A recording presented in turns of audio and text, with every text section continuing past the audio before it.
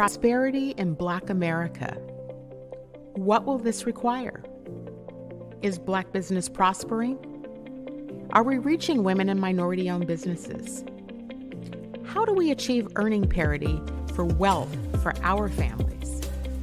Do our children really have access to education? Will our families have choices for our children? Prison pipelines, mass incarceration, tearing our families apart. A healthcare system not accessible to the masses. The disproportionate termination of Black women from corporate America. When will we actually begin to address what's really at play? How do Black people gain more power to help make these changes? This requires a lot of political will and courage. I'm that provocateur of change. I am Cindi Bright. Welcome to HeartBeat. Good evening, everybody. Welcome to HeartBeat. I am your host, Cindi Bright. Thank you for joining us this evening. Hey, last week's show was interesting and good, and I wanted to kind of reach back to that for a second because last week we had one of our viewers who made an interesting comment in our comment section, and she said something to the effect of, why don't we as Black women, or we should be speaking out more about issues? And I remember responding something to the effect of, yes, but it comes at a cost. And that was marinating in me a lot when I got off the show that night, because part of what has continued to happen over the last many weeks, particularly since the May show that I did with Dr. Karen Johnson, when there was such it was a heart-wrenching, compelling conversation that so many Black women reacted and responded to, and the outreach that continues to happen, our people are talking to me about what's going on in their worlds, what's going on in the workplace, the challenges that they face, and the crossroads that they're at. Because many people, what they're saying is that, I want to come forward more. I want to be able to speak out about these issues, but I can't. I can't because I have to feed my family, and I have to, so there's been this series of issues. Let me also say a couple things, because even when I did that show back in May, I've had a few shows in the almost 6 years that I've been on air where when I'm getting ready to have these kind of difficult conversation, there's pressure that comes to me to not host these conversations, to not speak out on these issues, and to be careful about what you say, and to make sure that you're not upsetting whomever. That's where we're going to start today, because that behavior of the crossroads that Black women are at, and I do believe broader than Black women, I believe all women who stand for something face this deep pressure, but we're going to focus on the extreme pressure of which Black women are forced to conform, and the issues that come with that. Now, joining me tonight, I've got this bomb group of fierce Black women who are on regularly with me, but who want to talk about this because we've all in our own way experienced it and seen other people who suffer from this. So let me introduce in. Let me start with Dr. Karen Johnson, bringing her on this evening. Welcome, Dr. J. We have Stefani Coverson. She's the CEO of Jamii Consulting. She's here with us again tonight. We have Joy Stanford. She's our political advisor here with us tonight. We have Erin Jones, our equity consultant. And we have another Michele Dotson, who is scheduled to come on, who's having a little bit of technical problems. But welcome, ladies, to this conversation tonight to talk about this whole issue of conformity or pressure and what that feels like. I want to start with just getting some initial thoughts from you about just the fact that I'm doing a topic like this, because did you hear in my introduction where I said, even I get pressure about which shows to do, what I can't do, or what people don't advise me to do, that sort of thing. So Dr. Jill, let's start with you. Since I referenced the show, since when I brought you on in May, I'd love to hear your thoughts about all of this. Well, good evening, Queens. Good evening, Cindy. Good evening, everyone. I'm going to be brief because I could talk an awful lot. I made the mistake of picking up the book entitled The Making of a Slave by Willie Lynch. And, when you talk about how sometimes we feel pressured not to speak up, that is by design. That is absolutely by design. The intent was to break the Black woman so that she would then teach her children to basically submit.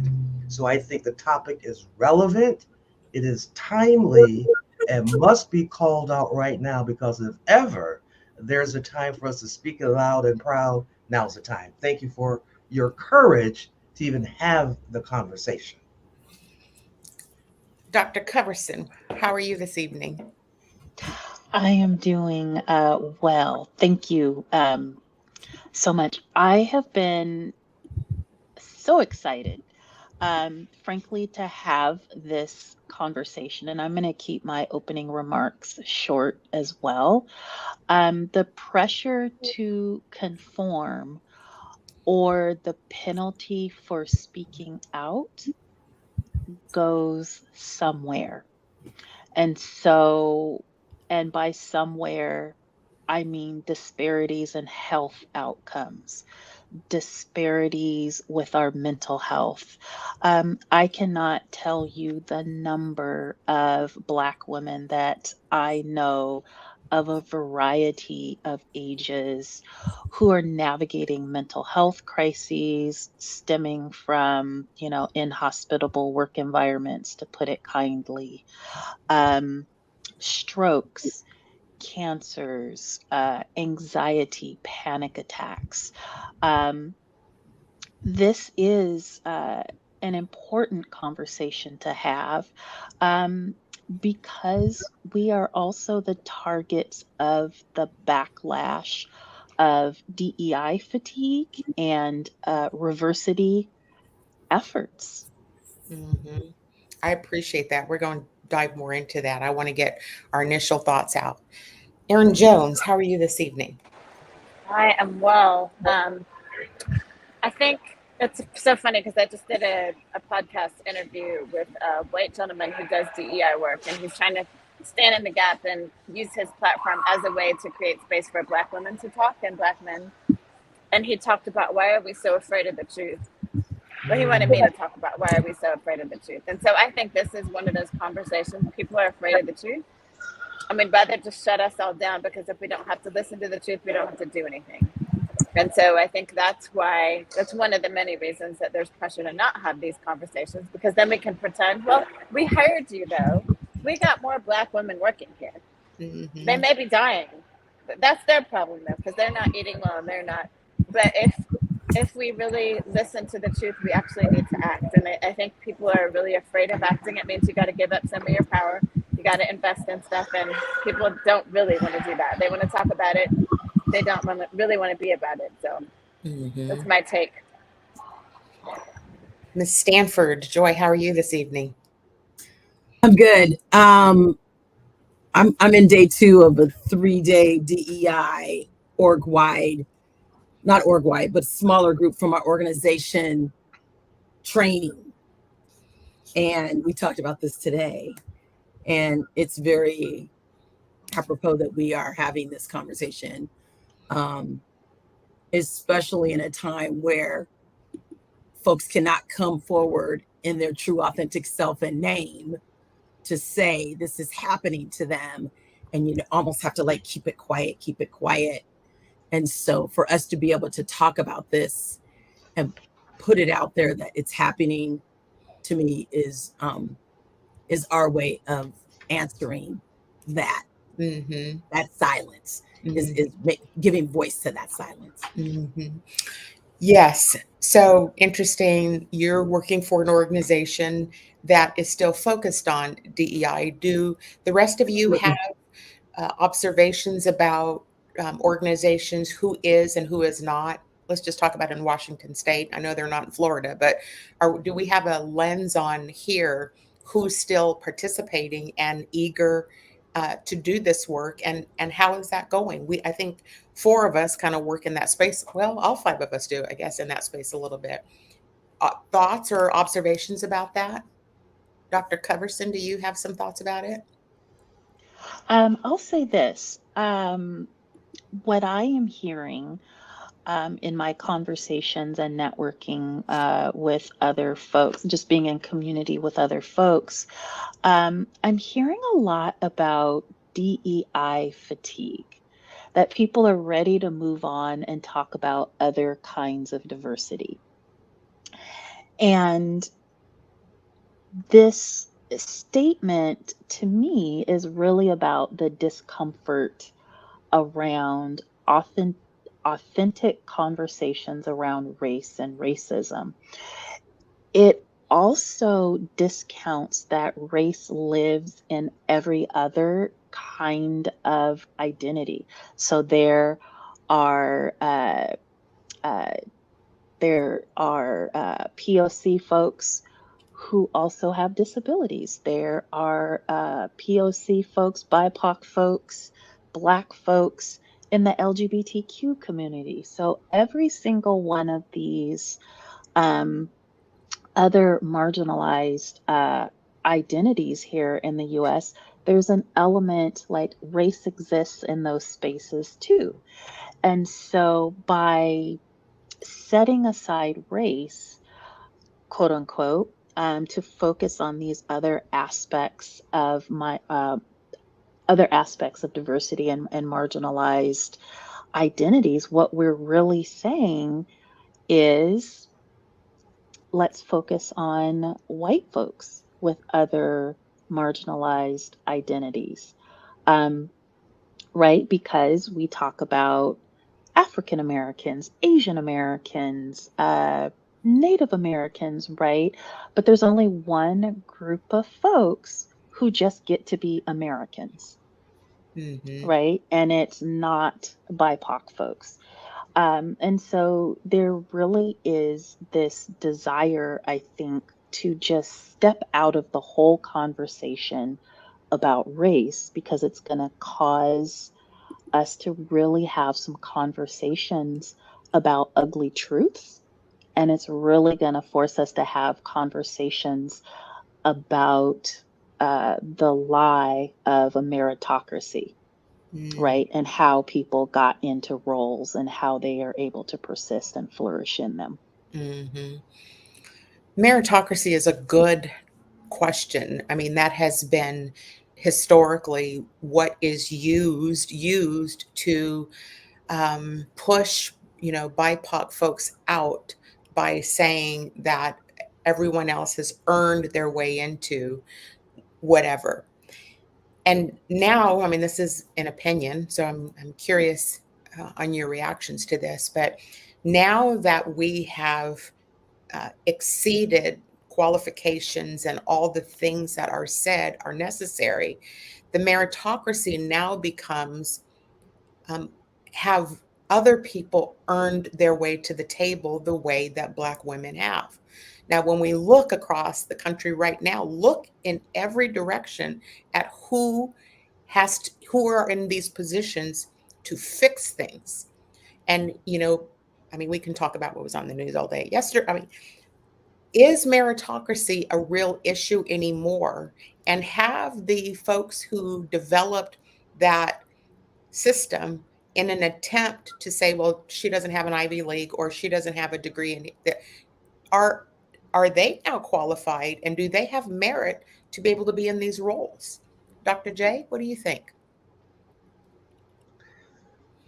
I think Erin hit it about truth, and Dr. Coverson, I'm going to add reversity with caucasity. Ooh. I'm going to add now reversity to my list with caucasity. I really think, Cindi, that these are all, as far as I'm concerned, just false narratives. Fundamentally, this is a system set up to advantage people who don't look like us. And I believe now that we're at a place in society where everyone is saying, we're not having it anymore. We belong to be here. We have a right to be here. We belong here. And what you call meritocracy, you have the job or the position or the education because you earned it. We now have pulled the sheet back like in Wizard of Oz and have exposed the wizard. Because and many white people are now beginning to wonder, well, do I have the job, the home, the car, the spot in college because I earned it? Or is there some truth to the fact that I am here simply because I'm white? Because think about it this way.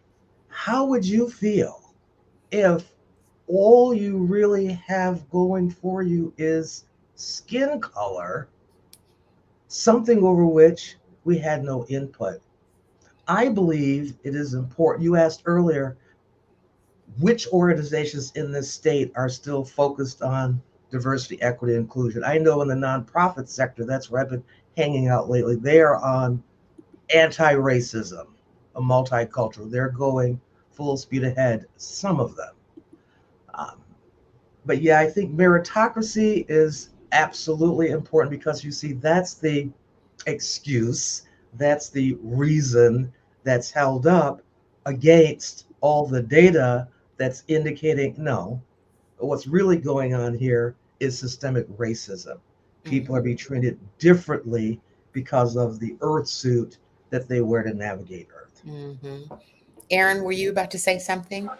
Yeah, I just wanted to respond to Ruby's comment because I love your comment about all the big words.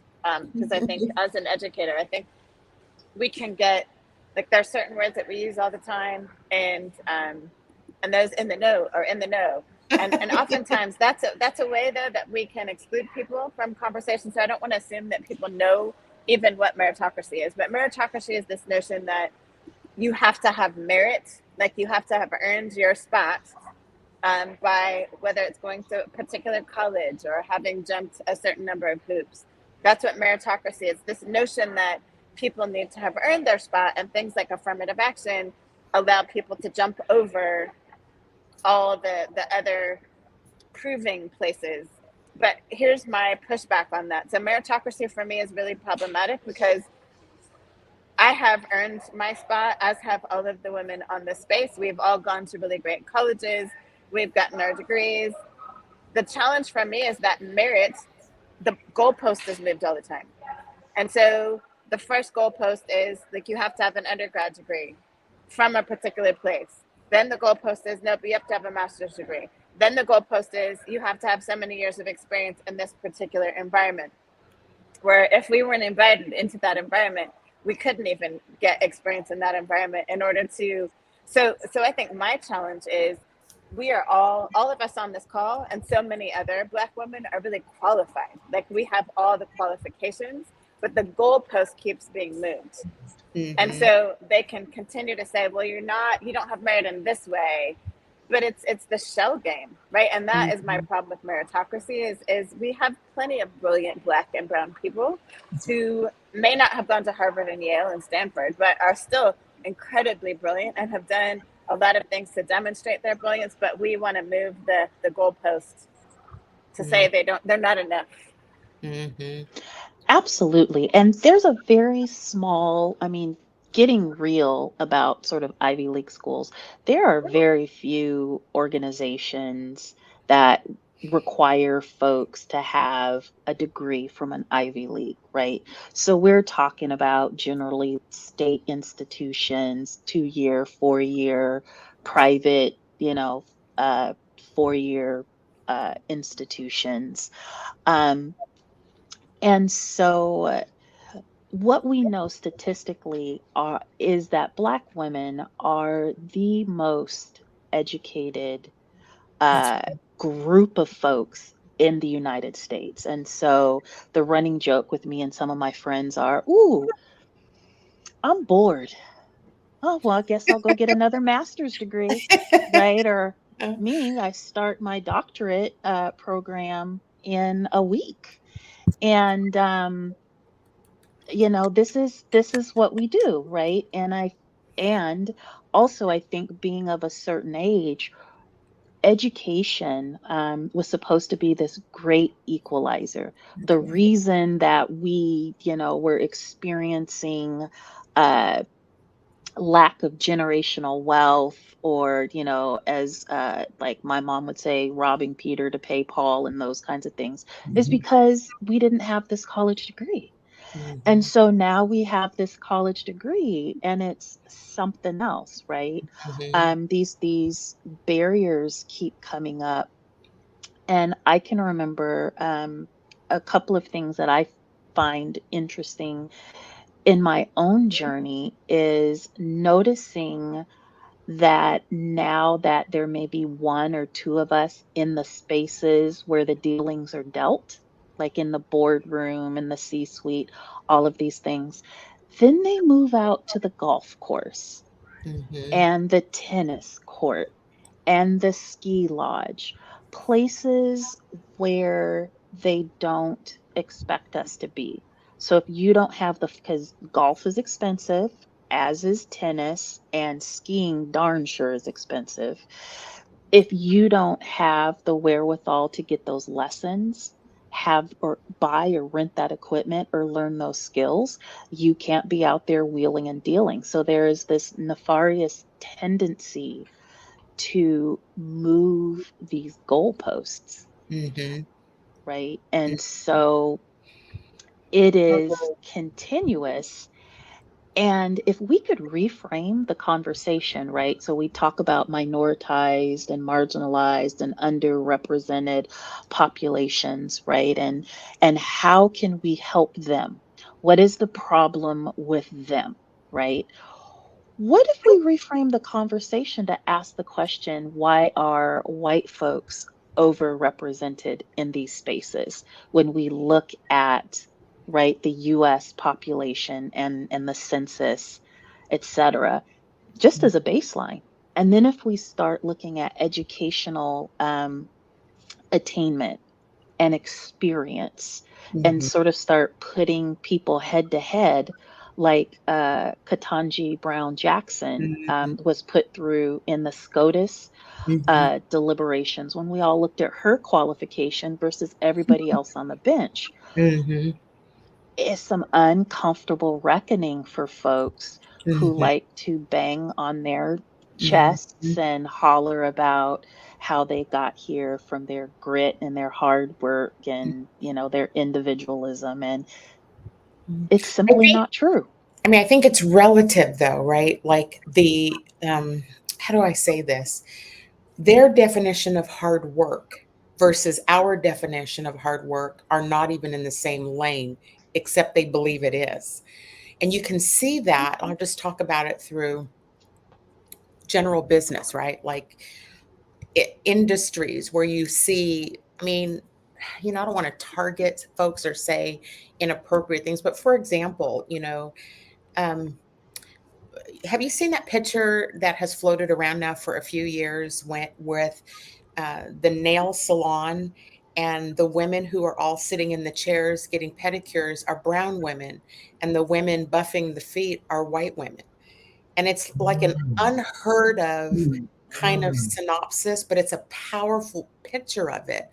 And to know that, I'm just speaking for myself here, going into, my own nail salons and so forth, making sure I take care of people who are cleaning my feet, right? Like to the degree that we're talking about hard working, right? People who don't have formal education and yet they are in there doing all the dirty work. People who work in the kitchens in all of the fine restaurants we go to and who are picking up the dishes. And remember during COVID how that picture of the woman was holding up the sign and said, "Open back up, I need my hair done."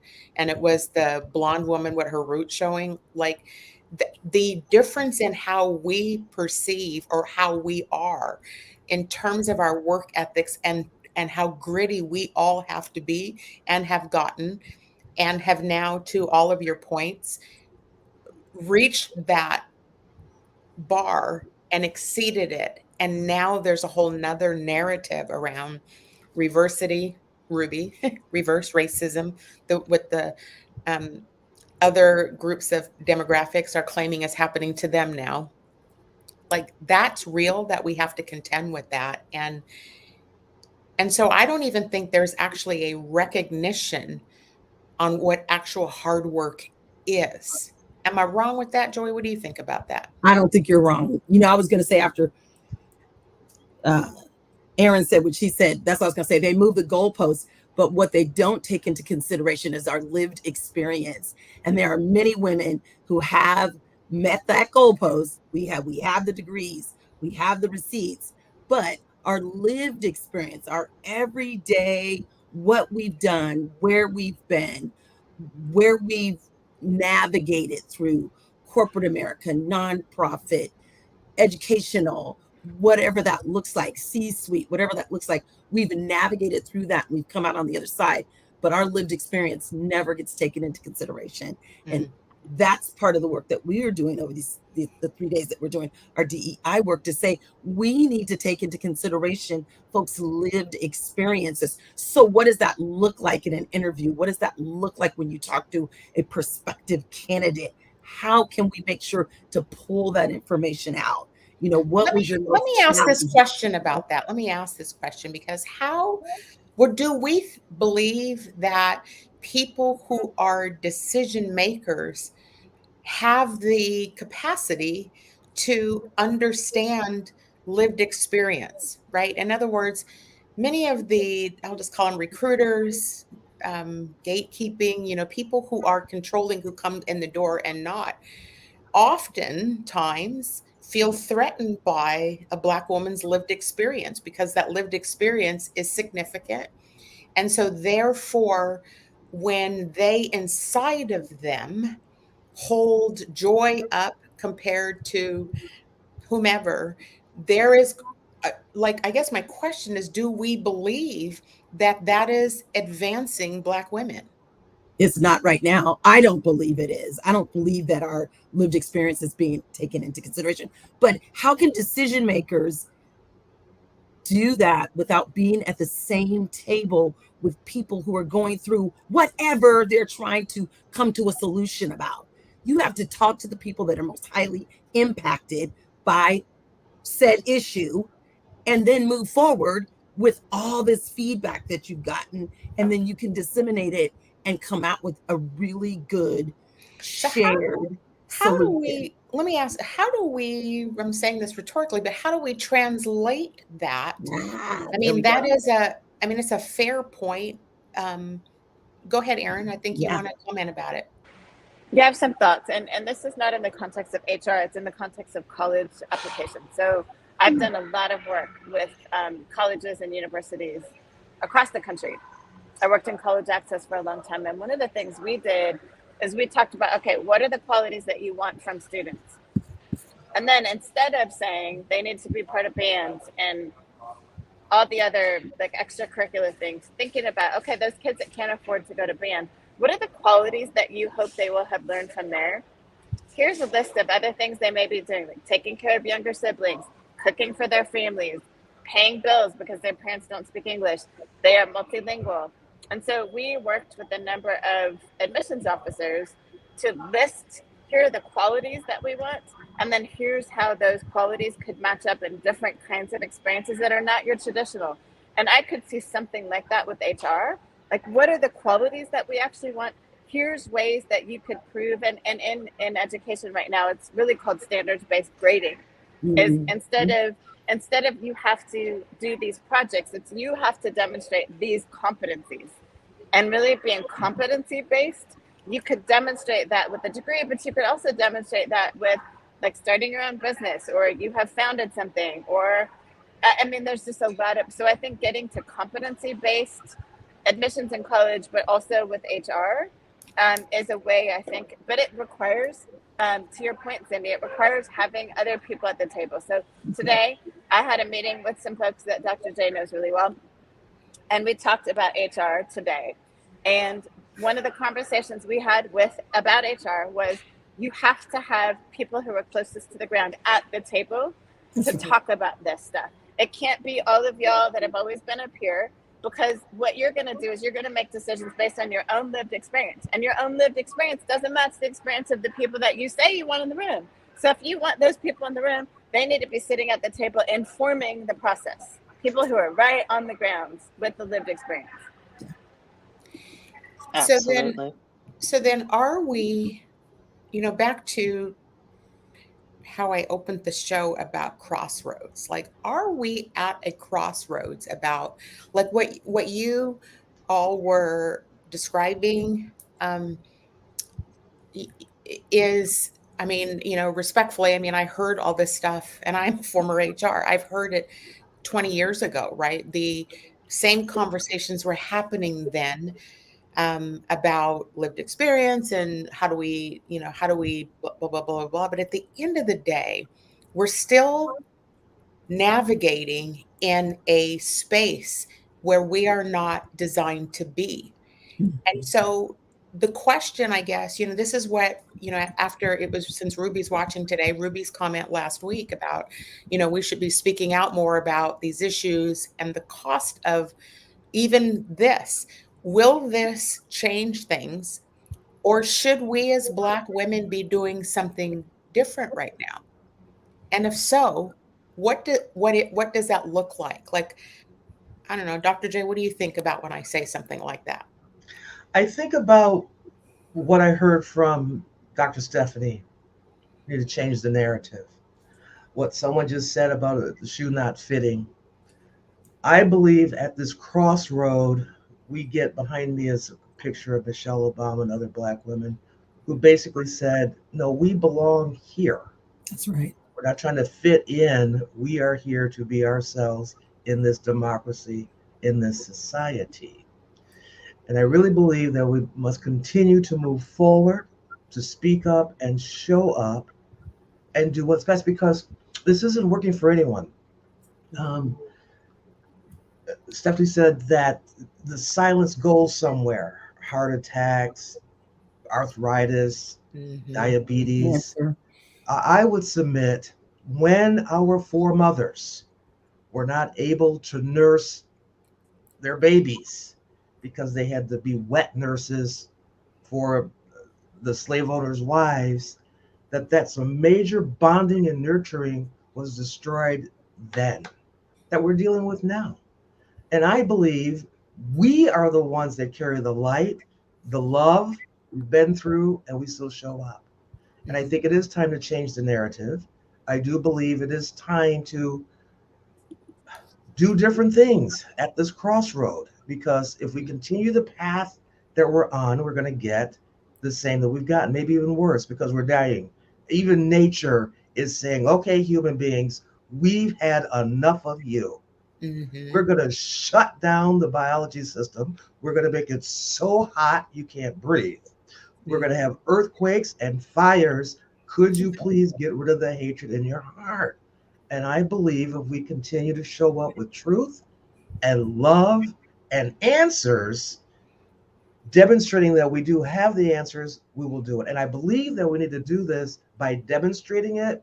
As a minister, we're taught it's best is to preach the love of my Creator without using the Bible. Do it by how you live.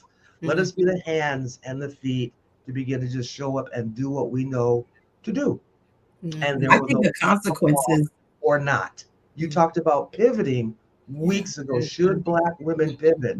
The answer is absolutely. We have to pivot out of the silence, out of the complicity, out of the template, out of the standards, because the fitting in has gotten us the McKinsey report that Dr. Stefani talked about last week. Unemployed, over-disciplined, fired. I mean, we've paid the price. We've met every goal post, and still we're having this conversation today. This is not acceptable to me. This is not acceptable to our babies. This is unacceptable. And yes, I believe it is time for us to stand up, show up, be the queens that we are, begin to start rebuilding society, saying, as Erin just said, with everyone else who's also saying, I belong here too. My voice matters. Let us lead the charge. I think the consequence is what Stefani was talking about, the consequence of high blood pressure, death, cancer. That's exhaustion. That is the consequences of exhaustion. We all in this space right here, can we all say how many years we've been doing this work? We've had to navigate this lane and the lanes that we work in. It's exhaustion. Those are the consequences of what we've had to go through. So yeah. Well, let's talk about, because I was going to go there before Dr. J said this. Let's talk about the pivot. All right. The crossroads that we as Black women have been at for a minute, has required many of us, like myself, to be self-employed and staying out self-employed, because I've often said to Black women whom I coach and help, you have two choices when they come, right? These organizations are blah, blah, blah, blah, blah. And I said, being in an organization is hard. Yep. And being on my own is hard. Pick your hard. And so when you pick your hard and you choose yourself first, and you don't succumb to the pressure, again, as I stated in my opening comments, I get, pressure at sometimes to not host certain conversations. And I've had money and business taken away from me because I didn't conform. Yeah. And so, and I don't feel personally that I'm disrespectful to anyone on this show. I speak truth. We all speak truth. But just to tell it even in a way that is protecting the names of the innocent still costs. So we're in this moment of pivot. What advice or what do we want to say to our Black sisters out there, and to our white sisters? There's many of them who have come forward, and it's been fascinating. Even in the last couple of weeks, when people have seen the Alabama brawl that we laughed about last week, but there is an element of unity happening right now across race. And if we're all moving together at this crossroads in a direction that the train can't stop and shut us up and silence this, what does that look like for people? What should we be saying to them? Dr. Coverson, what are your thoughts about that? I have such mixed feelings on that, because it feel back to this analogy of us being the cleaning crew that comes in, again, content warning, to clean up a crime scene after it's occurred. So I feel like there are cycles of this unity where gosh, we should have listened to Black women. Had we listened to Black women, we wouldn't have the president we had. Had we listened to Black women, there would be some different outcomes, regarding COVID. And so there's always sort of this constant thread, definitely every 4 years with the presidential election. Definitely sort of in high stakes 2-year, election cycles, or when something horrific happens.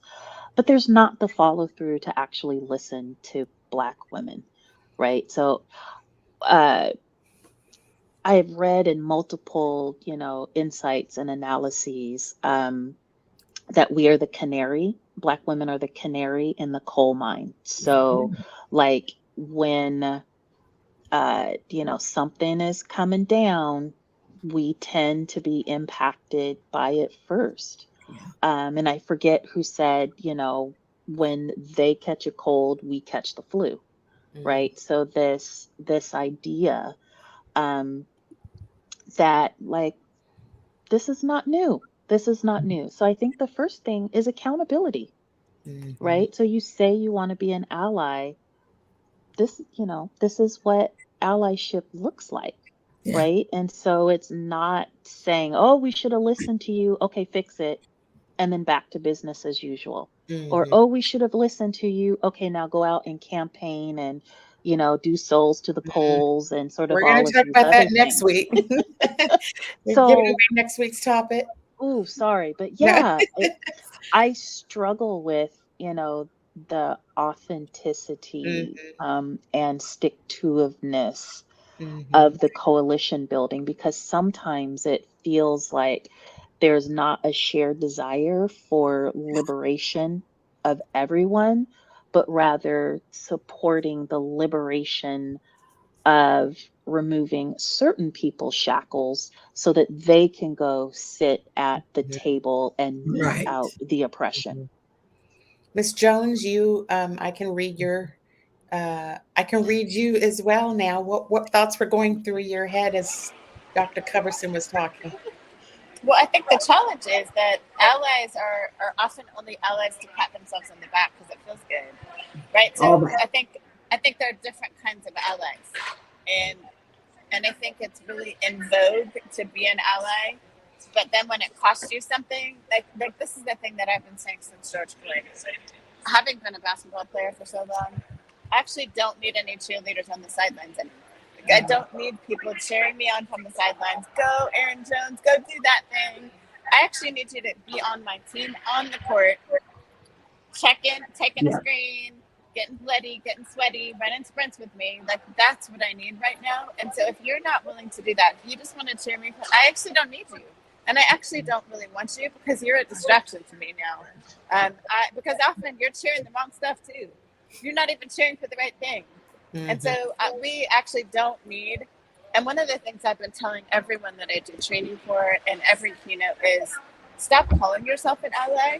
If you really are an ally, the people will call you that. The people will call you that. So stop taking on that name for yourself.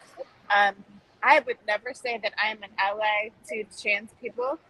Although I have 2 students that come to my class by design every Friday on their own who are trans people, but I would never call myself an ally. Now, I want to show up and support my students and do the best I can, but it's not until they say, hey, Erin, this is how we see you. And even if they said it, I still wouldn't go around, look at, I got my trans ally badge. And I feel like that's what way too many people are doing, because that doesn't really cost them anything. And in fact, it gives them brownie points to be able to say, I'm ally. And it doesn't require that they get bloody. It doesn't require that they sweat. It doesn't require any investment of money and not a lot of time. And so, we just got to push people to a different standard. But don't you believe that people get scared? They get scared. They get tired, which is why we're seeing, what did Stefani call it? The fatigue, the DEI fatigue, where it's just kind of dropped off. And so you have to be willing to lose something when you're speaking up. And I think someone said it in the comment section. You got to be willing, like you said, Erin, to get bloody, to get sweaty, and to be there walking shoulder to shoulder, doing this work and speaking up and speaking out against what is happening in these type of situations. And Joy, as you know from your own personal life, and I know from my own personal life, I don't believe that happens unless you're in authentic relationship with someone who doesn't look like you. Like, I think there's a way that when you are just doing it because it's a cool thing to do, it's easy to walk away when it gets hard. But when you're, like, I think about my white parents. My white parents are in this because they're watching me be harmed. They're watching my children be harmed. And so I think there's my challenge also to leaders across the nation. If you're a white leader, especially a white man, but also white women, because they have caused more harm to me in my life than anyone else, is I dare you to have an actual friend, and not a friend that you like take out for coffee once a quarter. Like somebody that will invite you to their home, and you go to their home, they come to your home, and you are actually doing life. My challenge to you, if you're really a leader and you say that you're really committed to this, you will have not just one friend, and not just that person that you sit next to even in church, but the person that you actually know, you're willing to be honest with, they know you. I think outside of that really authentic relationship, it doesn't change because it gets hard and you're not willing to bleed for someone you don't know. And I would say my white husband is one of those people. He will never call himself an ally, but he will get sweaty. He will get bloody. He will go to the ends of the earth for his Black sons. He will do what he needs to do. And I have friends like that. But can you all say you can peg the people immediately who are in this not for the right reasons, but for the pats on the back? Absolutely. Like And that what we do not voice, need, and what we do not need is that call, like, oh my God, that was so awful that I thank you. witnessed this thing happening to. I mean, it was just, oh, the way that you were treated, was so terrible. Um, we don't need that. Like, say that publicly. Like, Dana when Coggin. I am dismissed, discarded, treated as though I am incompetent, um, and that I don't know my job with, you know, a multitude of degrees, national certifications, and experience. What you said on the phone, say it in the space. Mm-hmm. All So that. accountability, like Mm. And I've only had, accountability. I would say, 2 white women do that in my lifetime. And it happened in the last 5 years, who in the moment spoke up when they saw something like, whoa, let's correct that. This is what happened. She's not who you should be looking at. She's not who you should be disrespecting. You know who you are, Dana Coggin. Yeah, absolutely. And the one thing I wanted to really go quickly back to was Cindy, you made a comment earlier, like this work hasn't moved forward and we've been doing this for 20 years. And it's about accountability. Like, how many times have you heard people say, oh, that's just the way so and so is? Like, they're really old school. So there is space for people to hear the information and behaving in interculturally competent ways and equitable and inclusive ways is a nice to have, not a requirement. And as soon as it becomes an actual requirement for you to be in the position that you're in, to continue in the position that you're in, increase your salary, all of those things, we would absolutely see some different behavior. But right now, you get to tap in or tap out. Mm-hmm. When it's most comfortable for you. And advantageous. Let's add advantageous, not just Absolutely. comfortable, advantageous. Advantageous. Because the number of quote unquote allies that are monetizing this work by, putting up the trans flag or putting up Black Lives Matter flags, um, they're monetizing this work, but Like very the absent in the difficult conversations. like this week's news story about the football player. The third, what was it's in the news. Sandra Bullock played the mom in the The Michael Orr Michael Orr. story. yes, that is a perfect example of what you're describing, Blindside, Dr. yes. Thank Coverson, you. about Yeah. because the monetization of His Black, story. I didn't hear the comment. His story. The monetization of Yeah, his story. on all of our lives, and the Wall of Moms in Portland. Do you remember that? That movement, and then the Wall of Moms went and set up an LLC and, removed the Black women from the equation.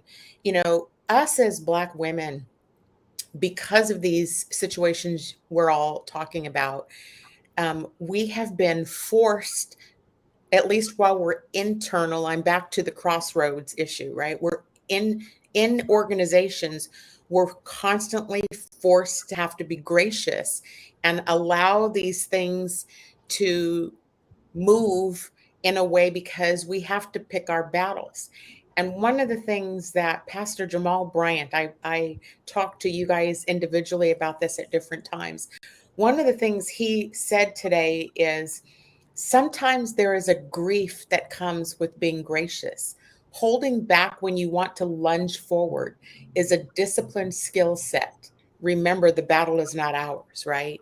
And I thought that was really powerful of him to say because who made the earlier comments? I think it was Dr. Coverson about um, the health issues and the things that are inside of us because we have to extend grace to people who are in our face, disrespecting us, dismissing us, while we show our resumes and credentials that are more times than not exceed the people who are harming us. Yeah.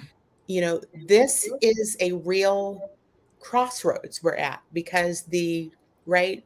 Dr. J, what do you want to say about that? Yeah, listening to what everyone has said, I'm reminded about, I was rereading your book, The Color of Courage, and Viola Davis's book, Finding Me. And then just listening to everyone at this crossroad, the way I see it, for the way it's landing on me, is we have a choice to either go back and rediscover who we are or to continue the lie. And the reason why I say that is because DEI, diversity, equity, inclusion, I don't even want to talk about those words. Any of this, for me, it's life. I show up in this suit every single day and deal with, they're not microaggressions, it's just straight up disrespect and aggression every single day. I want to welcome in. Let me welcome in Michele Dotson really quick. She was having a lot of technical issues, and bless your heart, you got signed on, Michele. Thank you for being here with us tonight in the last few minutes. Glad to be here. Welcome. Were you picking up some of the conversation we were getting at? Yes, and agree wholeheartedly. I think the thing that resonates with me is about staying in our authenticity and truth. Because what I find more often than not, when we stay in that place, eventually we come back to that message that you've been harping on, talking about for years and decades and forever. It comes, the chickens always come home to roost. It just works that way. And so when we stay in that truth, water finds the way. Yes. Exactly. And that's welcome. I'm glad that you were able to join us today. And at the crossroad, that's exactly what I was about to say. This is an opportunity for us to really go back and find out for ourselves, well, who am I really? And the next question, what is my purpose here on earth? Yes. And how am I going to relate in this context towards society? Because, really it's our responsibility to teach people how to relate to us, not for us to conform to them. And finally, what legacy am I going to leave? But we can't leave a legacy unless and until we live it. And that's the opportunity that I see presented before all of us in this moment. I completely agree with that. Can I add one more thing? Sorry, I lost signal. My house has no air conditioning, so I've had to sit at the mall because it's the only place that is cool enough to be right now. But anyway, the other thing I want to just invite us to think about is we can't, and I think about this in terms of marriage. I've been married for 30 years as of 2 weeks ago. I cannot change my husband. What I can change is me, though. And I can change how I show up to him and how I show up to us. I can change who I am in that marriage. I want to invite us, especially as Black women, one of the things we can do is we can shift how we show up to one another. And I want to invite us to that because I think we are so worried, and for good reason, about other people. But I think we have an opportunity at this moment in time to show up for, and I think we're modeling that, Cindi. I just want to honor you for that because you are inviting us to show up for one another in a different way. And I think we have to start there because here's the thing. I think white women have watched us divide and conquer ourselves, and they just replicate that. I think we need to demonstrate to white people how we want to be treated by treating each other differently. This is how I was going to actually do the show tonight, Erin. I wrestled with it. A lot, and a few of you know that I did because we had quite a conversation about this last week because I wanted the subject of the show to be about, Black women versus Black women. And what I was reminded of internally, I would say, is that I want to be careful about how we talk about that, because the world piles onto us anyhow. And my intentionality, look at this screen right now with the 6 of us. Yeah, I know. I don't feel in competition with any of you. You are my sisters, and every one of you has a space that you can call me, and I'm driving to Olympia if you need help. You can call me. Like, I don't need something from you in a way that Right. Black women are actually destroying other Black women, because the crossroads, that's why I decided to do it this way. The crossroad is, we have been trained and programmed to take her down in order to have another nickel. And that behavior is so rampant, deep, harsh in Black women community. And we don't ever really talk about it. We deal with it because we have to deal with it from the white world too. And so so I appreciate that you brought that up, Erin, because it's real. It's in front of us every day. And I believe I want to hear more comments about that. I'm going to go just a little bit over tonight, because I think this is an important takeaway. And I also want to get to the question that came up about the generation of young Black women. What can they expect in the workplace? But let's go right back to other thoughts from you about the Black women issue. Dr. So, Coverson, go ahead. so from my perspective, I absolutely agree with everything that Erin said. And I want to add the context, right? We have been socialized, like even pulling back to look at the conversation about affirmative action, That's right. right? And the Mhm. case, Yeah. the case before the Supreme Court on affirmative action. That case was about 5%, right, of college admission. So the scraps, Mhm. right? So we've been conditioned to fight over scraps versus take down the entire system. And so finally, I mean, we could go all the way back to, what is it, California v. Bakke. Um, the fight about affirmative action goes back that far.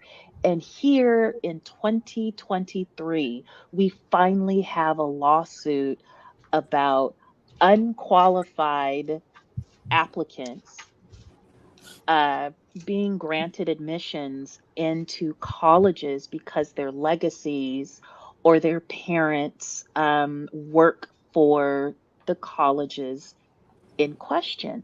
And who are those folks? Predominantly white, right? Because those spaces were not created for us. We actually were denied access to those spaces, hence the birth of HBCUs, right? So when we talk about this idea of scarcity and the scraps, like we have, and I also think some of it is epigenetic, right? When you think about, for example, in the period of enslavement and human trafficking and the predatory, violent behavior that was a transatlantic slave trade, in order to avoid revolts, right? You would offer more to enslaved people to tell, offering sort of promotion, sort of all of these different things. And so we have been conditioned to argue and fight over scraps when we should be banding together and Mhm. taking the whole system down Mhm. and rebuilding it in a way where we can all flourish. Mhm. Because Dr. we J, all have the skill set to do it. We have Doc- the skill set and the lived experience to do exactly that. Dr. J, I saw your finger, so I know when she talked about rebuilding society, that is right up your lane. You've been saying that at the mountaintop. Well, and I'm not going to belabor because I know that others want to speak. However, right now, our instructions come from the movie entitled Woman King. I only watched that because of reading Viola Davis's story. And they were one of the African nations who were selling Africans into slavery. Mm-hmm. And she decided, no, we're not going to have this, and said no to the king and went to take down that slave trade spot. And there were those who joined her, but she was there with a group of women who came together to provide protection and safety, and in this case, leadership for their country. Mm-hmm. And she decided, oh, no, no, no, we can make money some other way. Mm-hmm. We're not going to make it off the backs That's right. and the lives of our brothers and sisters. Mm-hmm. And I believe that we have an opportunity to do just that and rebuild society by saying no to the no, That's right. no to what is, reframe the narrative, and come together, because this is an abundance mentality. There is more than enough, and we do need each and every person to show up before they die. That's why knowing who we are, what our purpose is, how we're going to relate, and what legacy we're going to live is so important. Mm-hmm. Woman King. That Woman was King. my recommendation. Woman King. Mm-hmm. Mm-hmm. I do. I want to hold on to this moment, because this moment is the power in this show today, right? This moment with 6 Black women sitting here and an audience that's actually diverse, because I'm looking at some of the comments and recognize some of the names.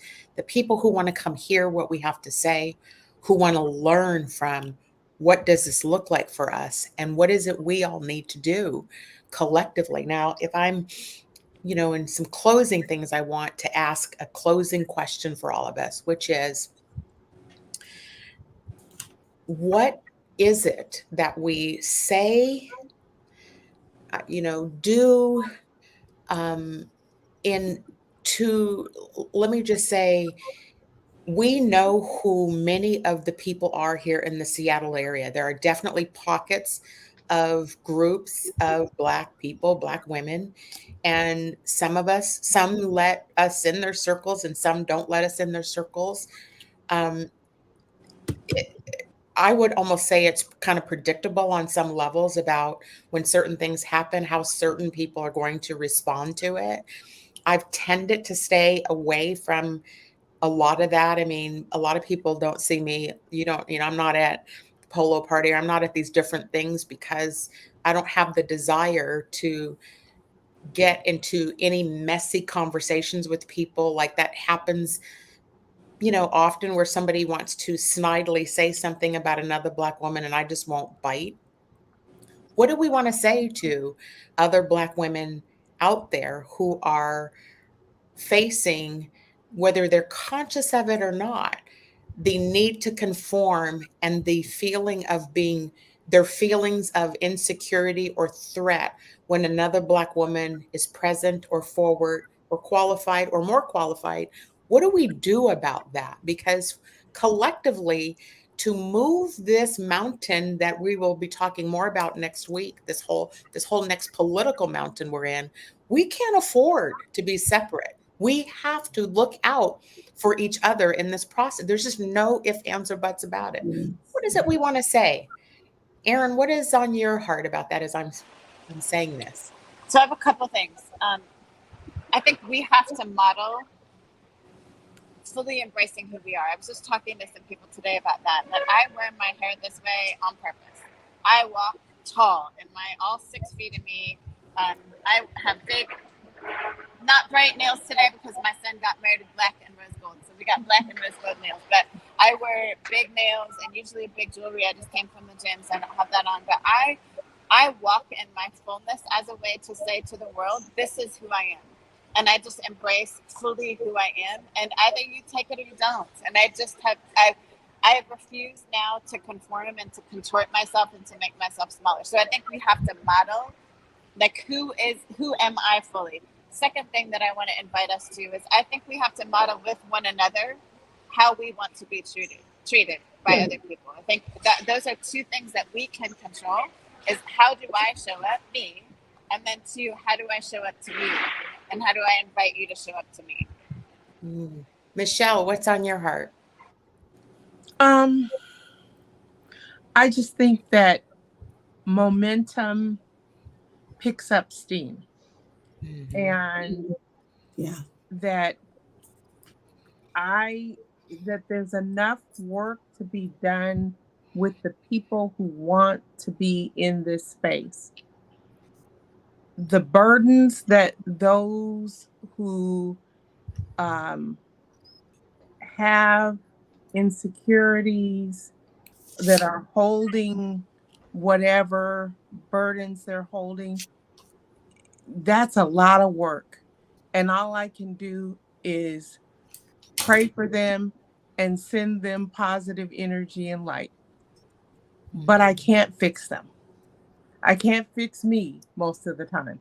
So that's it.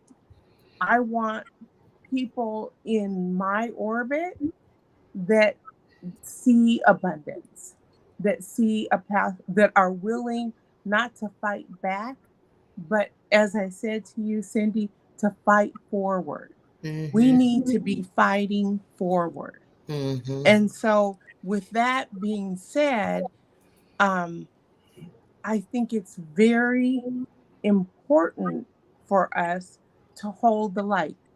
Now, if they're drawn moths to a flame, if they're drawn here, great, we can work with that. But if they're not, then we have to let them go their way.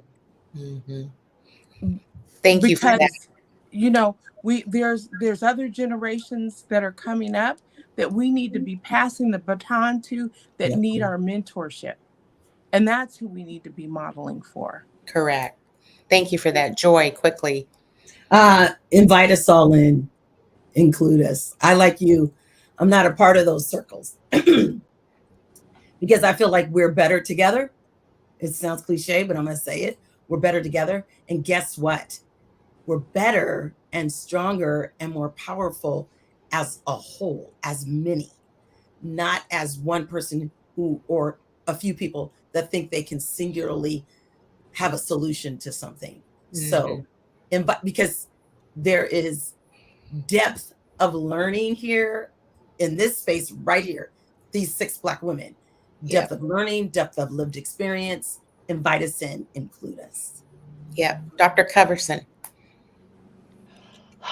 I think first it's important to understand why and give grace. So I absolutely despise the term imposter syndrome, right? So insecurities do not occur in a vacuum. So it's imposter treatment and the expectation that we have had to make ourselves smaller and to dim our lights. And with that indoctrination, we carry it other places. Yeah. And so my advice is to begin to unpack that. It is to recognize that all money is not good money. All conversations are not necessary conversations. And all thoughts are not the ones that you should allow to stay inside your head. And so to have discernment and create space for the light that is inside of you, and allow the light of that is inside of others to meet you. Right? This system and these processes and the experiences that we are having survive because of the division and the basic conversations. And I mean, don't get me wrong, like I find some of it entertaining. Like I'm gonna be the first to check out Usher's video with Keke Palmer when it drops.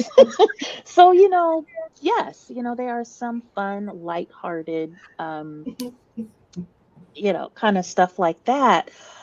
But also, this is a time to be serious and to speak our intentions out because our words are powerful and they matter. Thank you for that. Dr. J. In addition to everything that I've heard from my sister queens, I'm just reminded that hurting people hurt people. And we're looking at generational behavior based on fear, envy, and distrust. So what I would say in response to your question is, I see you, I love you, and I love you enough to leave you alone if that's how you choose to show up. Because right now, we're going with the goers. And you have a place here if you choose to go where we want to go. And that's what liberty and justice is. I appreciate that. I want to just take a moment. Let me just thank all of the guests. I know we ran a little over tonight, our listeners, our viewers, and this team of women, powerful women that are in this movement to make things better for all of us. You know, I had made a note to myself today.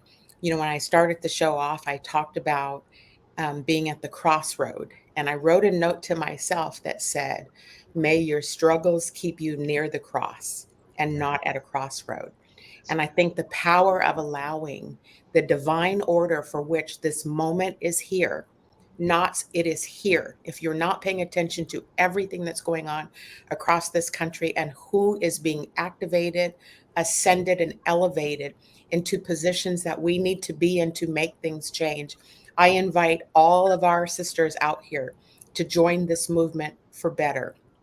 Next week's show, we're going to pivot a little bit back to politics because we're going to talk about should Black women continue to support the Democratic Party. So I'm throwing that out as a teaser because we're going to go deeper into some of these other issues.